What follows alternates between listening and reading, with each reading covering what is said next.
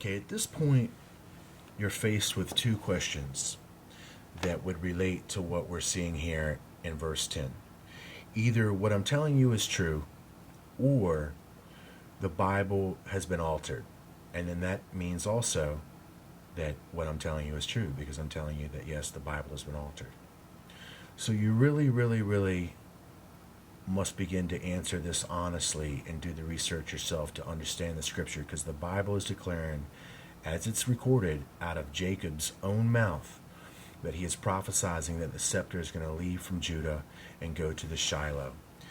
And it will further clarify the understanding, as I said, of who is going to do this work. It's going to be the descendants of Joseph, Ephraim and Manasseh. So as we talk about Ephraim and Manasseh, we're going to find out that we're just going to use singular Ephraim, because Jacob says that the heap of the blessings shall land solely upon Ephraim's head. So as we see here in verse 22, these are the end times, these are descendants of Joseph. Is a fruitful bough, even a fruitful bough by a well. In other words, Ephraim has become fruitful by this well. The well is going to be the source of their fruiting. It's going to be this occult relationship with the Absu, or the abyss, the bottomless pit, which is represented by none other than the Lord of the Absu, Enki, who is the fallen prince of this world. It describes their branches run over the wall.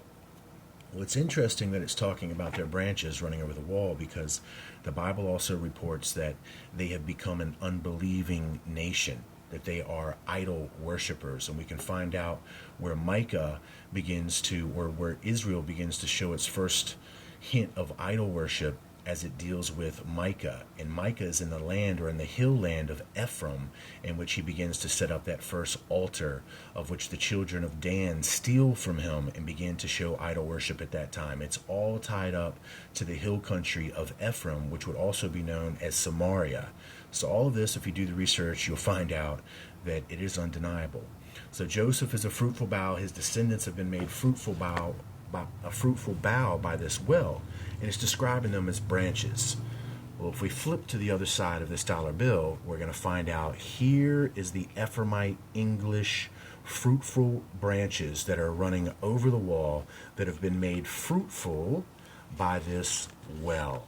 In other words, by this fallen prince, okay, which they are representing here is Egyptian pyramid. As I told you, that these Ephraimites are of Egyptian-born descendancy, and that this is where English Ephraim gets its Egyptian symbolism from, or its love of the Egyptian mystery religion. So English Freemasonry is just a continuance of the doctrines and the rites of ancient Egyptian mystery religion. Understand that this seal represents the great work that the Ephraimites and all of the other initiated families and secret societies have undertaken to commit to bring about this fallen prince. And as you'll see here as we read through the scriptures, that's exactly what's taken place. Understand this, that we're going to give the proof here that these fallen branches have become fruitful by this well, and this well is not good. If you're thinking that it's the good well, I've got the proof here in Hosea that says it's not. Wait till you see this. I want you to see here that the description of what the well is becoming even more clear in verse 25.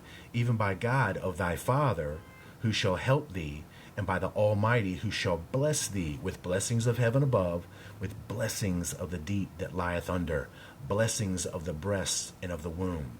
Now, I'm just going to focus on this part right here, but all of this other stuff can be broken down.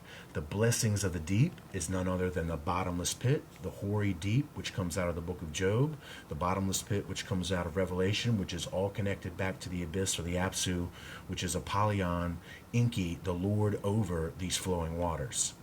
So now we see in verse 26, it describes the blessings of thy father, meaning Joseph, which have been given to Jacob, are saying this: the blessings of thy father have prevailed above the blessings of my progenitors. Meaning, above all the other tribes, Ephraim was sought to be the one blessed the most. Unto the utmost bound of the everlasting hills, they shall be on the head of Joseph, and on the crown of the head of him that was separate from his brethren. That's declaring once again in the last days Joseph's descendants, and it's Ephraim of which will be given this inheritance. I'll be back.